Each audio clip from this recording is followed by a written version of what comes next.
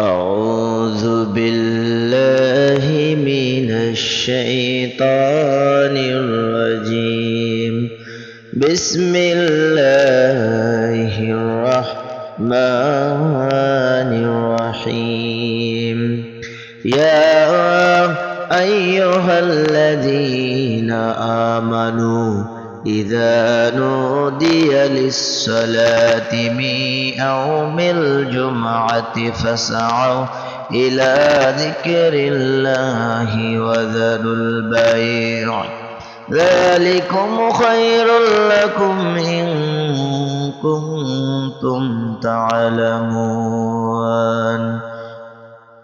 হে ইমানদারগণ, যখন তোমাদেরকে জুম্মার সালাতের জন্য আহ্বান করা হবে তখন তোমরা জিকিরের সাথে মসজিদের দিকে ধাবিত হবে এবং তোমাদের ব্যবসা বাণিজ্য পরিত্যাগ করবে।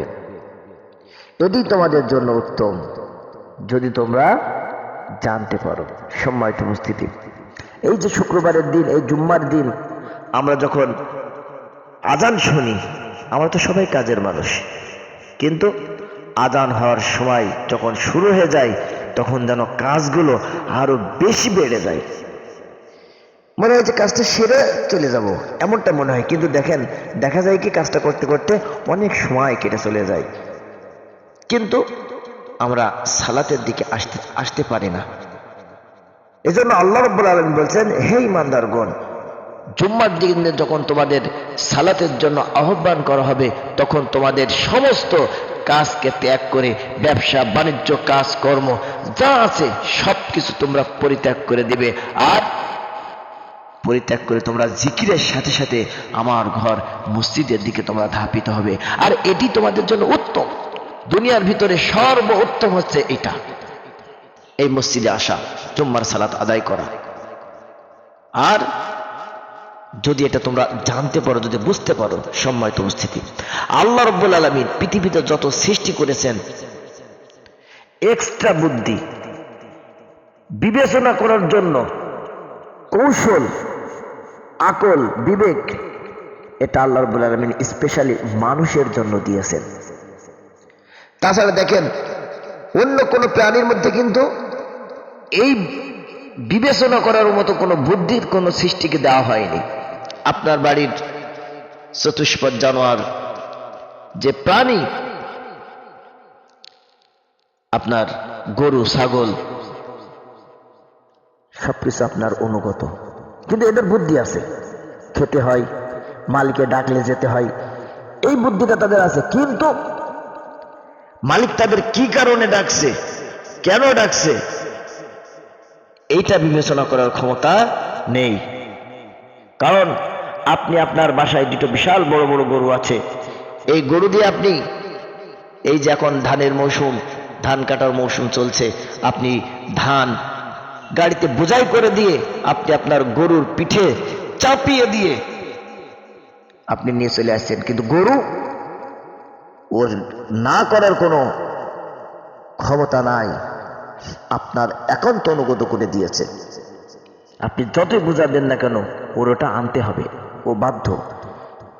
কিন্তু সেই বুদ্ধি যদি থাকতো, কোনো সময় আপনার এই অমানবিক কষ্ট সে সহ্য করতো না। গাড়ি নিয়ে যখন উঠতে পারে না তখন আপনি ওর জোরে জোরে তার পিঠে বাড়ি দেন, তারপরে কি সে কষ্ট করে আপনার ওই বোঝাটা আপনার গন্তব্যস্থানে পৌঁছে দেয়। সম্মানিত উপস্থিতি, কিন্তু মানুষের ভালো মন্দ বোঝার ক্ষমতা আছে। আপনার বিশাল বড় একটা বোঝা আপনার মাথায় দেওয়া হবে, 5 মণ, আপনি পারবেন 1 মণ, আপনার মাথায় যদি 3 মণ চাপিয়ে দেওয়া হয়, 3 মণ যদি দিতে চাওয়া হয়, আপনি কখনো সেটা নিতে রাজি হবে না, কারণ আমি তো পারবো না, কাজে আমাকে দিও না। সম্মানিত উপস্থিতি, এই যে বিবেক, এই বুদ্ধি আল্লাহ রাব্বুল আলামিন আপনাকে দিয়েছেন, কিন্তু আপনি এই বিবেক, এই বুদ্ধিটা, এই ভালো মন্দ বিশ্লেষণ করার ক্ষমতা আল্লাহ আপনাকে দিয়েছে, কিন্তু এই ক্ষমতাটা আপনি আল্লাহর রাস্তায় কাটালেন না। আজকের এই জুম্মার দিনে আজান হয়ে গিয়েছে, আমাদের এই মহল্লায় অনেক মানুষ আছে, কিন্তু তাদের কি, আপনি এসেছেন, আপনার পাশে আরেকটা ভাই আছে, কিন্তু সে আসলো না, সে আসতে পারলো না, তার হেদায়েত লেখা নাই। এজন্য এই জুম্মার দিনটা হচ্ছে স্পেশাল একটা দিন। এই জুম্মার দিনে আল্লাহ রাব্বুল আলামিন বলছেন, সূর্যের নিচে সর্বোত্তম দিন হলো এই জুম্মার দিন।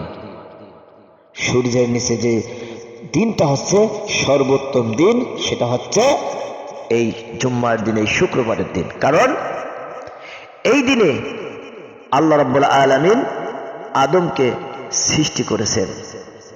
এই জুম্মার দিন আমাদের আদি পিতা হযরতে আদম আলাইহিস সালামকে আল্লাহ রাব্বুল আলামিন সৃষ্টি করেছেন। আবার এই দিনে তাকে জান্নাতে প্রবেশ করানো হয়। তাকে সৃষ্টি করার পর এই জুম্মার দিন আল্লাহ রাব্বুল আলামিন তাকে জান্নাতে প্রবেশ করিয়ে দেন। আবার এই দিনেই তাকে জান্নাত থেকে দুনিয়ায় পাঠানো হয়। এই জন্য এই দিনটা খুবই গুরুত্বপূর্ণ এবং খুবই মর্যাদাপূর্ণ একটি দিন। সম্মানিত উপস্থিতি, আমরা হেলাই দিনটাকে হারিয়ে ফেলি, জুম্মার দিন আমরা আসি না। এই জুম্মার দিন হচ্ছে একটা সাপ্তাহিক ঈদের মতো। আল্লাহ রাব্বুল আলামিন আরো বলছেন, আল্লাহ রাসূল সাল্লাল্লাহু আলাইহি সাল্লামের মাধ্যমে, সকল দিবসের নেতা ও আল্লাহর নিকট সবচেয়ে মর্যাদাময় দিন হলো এই জুম্মার দিন। এই দিনটি আল্লাহর নিকট ঈদুল আজহা এবং ঈদুল ফিতরের মতো মর্যাদাময় একটা দিন। আমরা যখন সারাটা মাস, একটা মাস রোজা করার পর, পালন করার পর, যেমন আমরা ঈদের কেনাকাটায় ব্যস্ত থাকি, ঈদের দিন সুন্দর পোশাক পরিধান করব, কেনাকাটা করব, স্ত্রীকে কেনাকাটা করে দেব, সন্তানদেরকে কেনাকাটা করে দেব, নানান ধরনের উপকরণ আমরা কিনবো এবং নিজে সুন্দর পোশাক পরিধান করে আমরা ঈদগাহে যাব, ঘোরাফেরা করব। কিন্তু এই জুম্মার দিন অনেকেই আছে আমরা সুন্দর পোশাকটা পরে আসতে চাই না। এই জুম্মার দিনে সুন্দর পোশাক পরিধান করে জুম্মায় আসতে হবে। আল্লাহ রাসূল সাল্লাল্লাহু আলাইহি ওয়াসাল্লাম তিনি বলছেন যে নিয়মিত জুম্মার সালাত পরিত্যাগের অভ্যাস তোমাদেরকে ছেড়ে দিতে হবে। কারণ মানুষ যদি নিয়মিত জুম্মার সালাত আদায় করা বাদ দিয়ে দেয়, তাহলে আল্লাহ রাব্বুল আলামিন তাদের অন্তরে মোহর মেরে দেবেন, সিল মেরে দেবেন। তারা আল্লাহর রহমত থেকে, আল্লাহর কুদরতি ক্ষমতা থেকে তারা কি হয়ে যাবে, দূরে সরে যাবে। কাজেই তারা অচিরেই হেদায়েত শূন্য হয়ে, নাফরমান হয়ে তারা দুনিয়া থেকে মারা যাবে। সম্মানিত উপস্থিতি, এজন্য জুম্মার সালাত আমাদেরকে আদায় করতে হবে, জুম্মার সালাতে আমাদেরকে আসতে হবে। এজন্য আল্লাহ রাসূল সাল্লাল্লাহু আলাইহি সাল্লাম বলছেন যে যদি না আসে তাহলে তারা গাফেল হয়ে যাবে, আর তারা মুনাফিকে পরিণত হয়ে যাবে। তাদেরকে সব কিছু ভালো লাগবে। মুনাফিক যারা হয়, মুনাফিকদের কিন্তু সব ভালো লাগে, খারাপটাও ভালো লাগে, ভালোটাও ভালো লাগে। তারা গান বাজনা, ওয়াজ নসিহত, কোরআন তেলাওয়াত সব কিছু তাদের ভালো লাগে, তখন সব ভালো লাগে। তারা কি করে, তারা নাচের কাছেও যায়, ওয়াজের কাছেও যায়, কোরআন তেলাওয়াত শোনে, তারা গান শোনে। সম্মানিত উপস্থিতি, এজন্য আমাদেরকে জুম্মার সালাতে নিয়মিত আসতে হবে। আল্লাহ রাসূল সাল্লাল্লাহু আলাইহি সাল্লাম বলেছেন, যদি কেউ সুন্দর করে ওযু করে মসজিদে চলে যায়, জুম্মার সালাতে উপস্থিত হয় এবং নীরবে মনোযোগের সাথে, মনোযোগ দিয়ে ইমামের খুতবা শোনে, তাহলে আল্লাহ রাব্বুল আলামিন তাকে পরবর্তী জুম্মা পর্যন্ত 7 দিন এবং অতিরিক্ত 3 দিনের সকল সগীরা গুনাহ আল্লাহ রাব্বুল আলামিন তাকে ক্ষমা করে দিবেন। সুবহানাল্লাহ। এজন্য জুম্মার সালাত আসতে হবে এবং আগে এসে আগে বসতে হবে, পিছে বসা যাবে না। আল্লাহ রাসূল সাল্লাল্লাহু আলাইহি সাল্লাম বলছেন, যদি এই দিনটি শুক্রবার ঈদের দিন আল্লাহ তাআলা মুসলমানদের জন্য এই দিনটি সাপ্তাহিক ঈদের দিন বানিয়েছেন। কাজেই এই জুম্মার আগমন করবে সে যেন গোসল করে, আর যদি তার কাছে সুগন্ধি থাকে তাহলে যেন সেই সুগন্ধি মেখে মসজিদের দিকে সে যায়। আল্লাহ রাব্বুল আলামিন আরো বলছেন যে যদি কেউ জুম্মার দিনে উত্তম রূপে গোসল করে এবং সকাল সকাল মসজিদে গমন করে, বাহনে আরোহণ না করে হেঁটে যায়, তাহলে ইমামের নিকটবর্তী হয়, মনোযোগ দিয়ে শ্রবণ করে তা শোনে আর বলে, তবে তার প্রত্যেক পদক্ষেপে এবং 1 বছরের নফল সিয়াম ও তাহাজ্জুদের সওয়াব লাভ করবে। সম্মানিত উপস্থিতি, তাহলে যদি কেউ সুন্দর করে পরিষ্কার পরিচ্ছন্ন হয়ে গোসল করে, উত্তম রূপে গোসল করে মসজিদের সুগন্ধি মেখে যায় এবং আগে যে বসে কোনো কথা না বলে। অনেকে আছে আমরা এসে কথা বলে আমরা পরিবেশটাকে নষ্ট করে ফেলি। এজন্য আল্লাহ রাসূল সাল্লাল্লাহু আলাইহি ওয়াসাল্লাম বলেছেন, সে যদি কথা না বলে আর চুপচাপ যদি সে থাকে, তাহলে সে তার নফল সিয়াম দিয়ে তার ইবাদতটাকে কবুল করে নেবেন এবং 1 বছরের তাহাজ্জুদ ও নফল সিয়ামের আদায় করলে যে সওয়াব হয়ে থাকে, আল্লাহ রাব্বুল আলামিন তার আমলনামায় এই সওয়াবটা তিনি ভরপুর করে দিবেন। সুবহানাল্লাহ।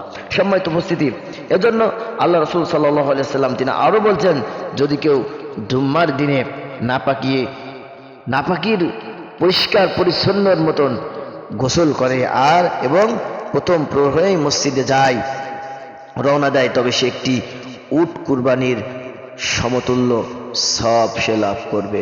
যদি কেউ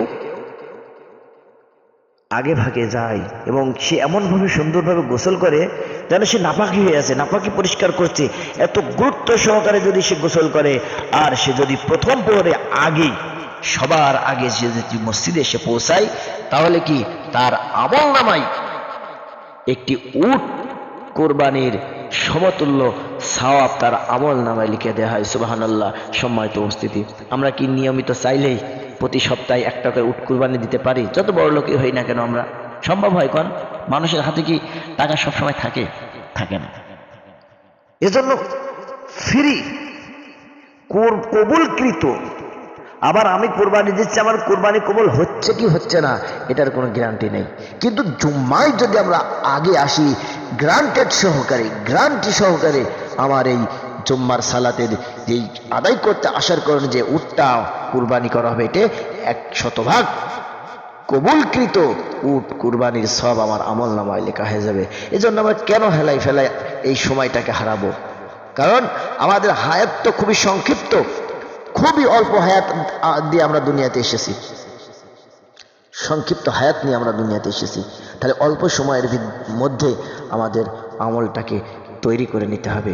এবং বলা হচ্ছে দ্বিতীয় প্রহরে, আবার যদি কেউ যে ব্যক্তি দ্বিতীয় প্রহরে গমন করলো সেজন্য একটি গরু কুরবানি দিল, দ্বিতীয় পর্যায়ে যে ব্যক্তি আসলো সেজন্য একটি গরু কুরবানি দেওয়ার সব তার আমলনামায় তুলে নিল। সুবহানাল্লাহ। সম্মানিত উপস্থিতি, আর যে ব্যক্তি তৃতীয় পর্যায়ে গমন করে তার আমলনামায় একটি শিংওয়ালা সুন্দর ভেড়া কুরবানি দিল, এই সব তার আমলনামায় লেখা হয়ে যায়।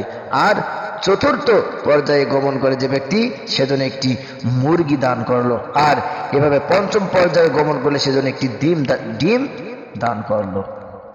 আর যখন ইমাম বেরিয়ে আসে, তখন খুতবা শেষে, নামাজ শেষে ইমাম যখন বেরিয়ে আসে, ফেরেশতাগণ তাদের জন্য এই বিশেষ সওয়াবের দপ্তর বন্ধ করে দেয় এবং ইমামের আলোচনা শুনতে থাকে। সম্মানিত উপস্থিতি, এজন্য আমাদের আগে ভাগে আসতে হবে, আগে ভাগে এসে মসজিদে এসে ইমামের সুন্দর কথাগুলো শুনতে হবে, আমল করার নিয়তে কথাগুলো আমাদের শুনতে হবে। এজন্য আল্লাহ রাসূল সাল্লাল্লাহু আলাইহি ওয়াসাল্লাম বলছেন, যদি কেউ জুম্মার দিনে গোসল করে তার স্ত্রীর নিকট সুগন্ধি থাকলে তা মাকে ভালো করে পোশাক পরিধান করে মানুষের ঘাড়ের উপর দিয়ে যায় না। আমাদের আরেকটা খাসিয়ত হচ্ছে কি, আমরা সবার পেছে আসি, পেছে এসে আমরা কি করি, আগে মানুষের ঘাড় ডেমিয়ে ঘাড় ভেঙে আমরা সামনে এসে বসি না, কখনো এটা করা যাবে না। জুমার খুতবায় উপস্থিত হবে এবং ইমামের নিকটবর্তী হয়ে বসবে। কারণ মানুষ নিয়মিত দূরে বসতে থাকলে সে জান্নাত থেকে দূরে সরে যাবে। আমার সময় একটা সময় আছে, মুহূর্ত আছে, এই সময় যদি বান্দা আল্লাহর কাছে চায়, নেক চাওয়া পবিত্র চাওয়া যদি হয়, আল্লাহ রাব্বুল আলামিন তার এই দোয়াটা কবুল করে নেবেন। আর আল্লাহ রাসূল সাল্লাল্লাহু আলাইহি ওয়াসাল্লাম বলেন যে এই সময়টা খুবই সংক্ষিপ্ত একটি সময়। সম্মানিত উপস্থিতি, এজন্য আমাদেরকে একটু আগে ভাগে আসতে হবে।